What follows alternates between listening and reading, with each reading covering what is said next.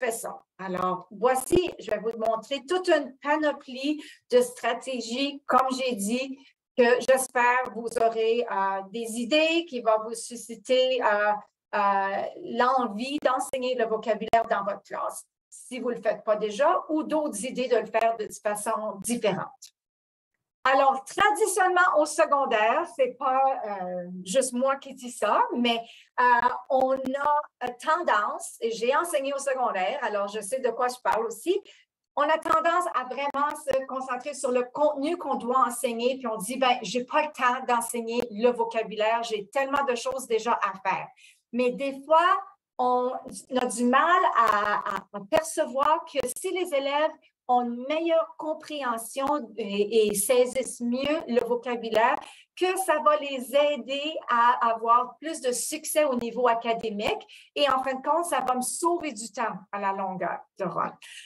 Plusieurs élèves en immersion française ont tendance à oublier les termes que l'on a enseignés.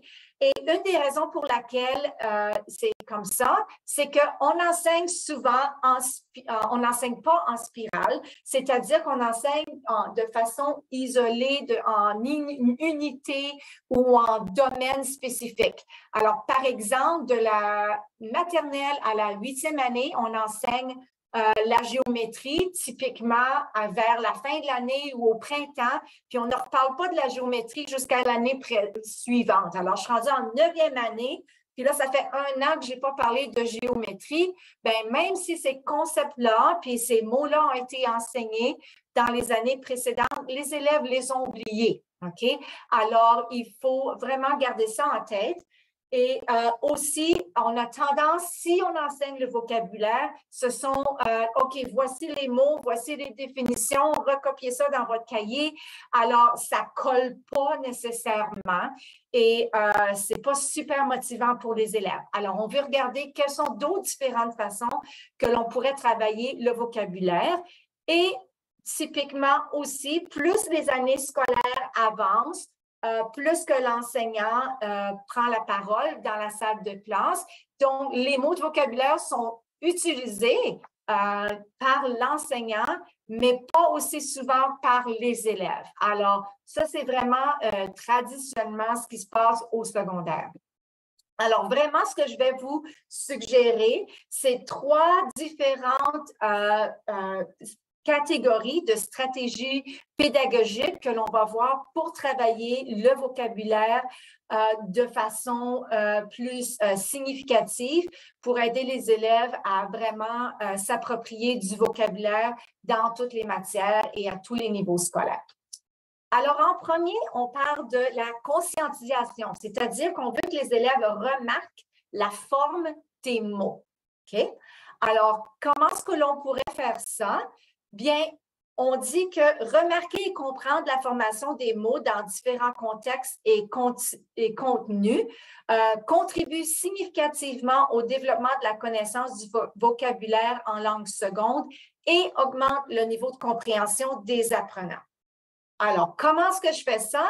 Bien, par exemple, quelque chose d'aussi simple que, OK, voici, aujourd'hui, on va apprendre ce que ça veut dire le mot polynôme et polynôme, et je devrais faire remarquer aux élèves que j'ai poly et nôme. Et puis là, on pense que les élèves vont nécessairement faire ces liens-là, mais ce n'est pas toujours le cas. Alors, juste de voir, pour que les élèves se rappellent, poly, ça veut dire plusieurs, puis le binôme, trinôme, tu peux juste prendre 1 minute dans mon cours pour mentionner ça et ça va faire toute la différence. En passant, je vais partager le PowerPoint avec Julie. Je vais lui envoyer après la session.